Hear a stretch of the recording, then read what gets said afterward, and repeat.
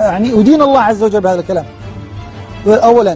أولا من أخطر ما يحصل أن هؤلاء المسؤولين يأخذون أبناء الناس وهم يثقون فيهم، ثم يتركونهم مع شباب ربما توه ملتزم، توه مهتدي، ويحصل علاقات شاذة مع الأطفال.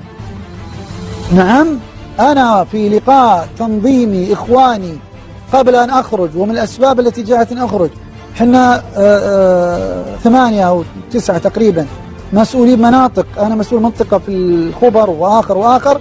جاء أحد أعضاء التنظيم وقال فلان الذي يمسك النشاط في التوعية في مدرسة كذا اعترفوا عليه الطلاب طبعا وكان أعزبا أنه من 2 وهو يمارس معهم الشذوذ، و14 طالب، وكان مدرسا لهم، وكان يخافون منه، حتى واحد منهم مصيب بانهيار فتم كشفه. طبعا كنا في اللقاء، فأنا قلت مباشرة هذا يجب أن يكشف ويعاقب ويطبق عليه الشرع.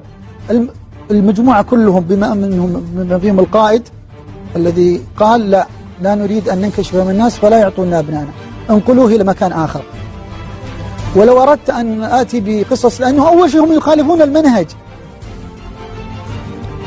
قصص كثير من الشباب الذي جاء يريد الهداية ترك الهداية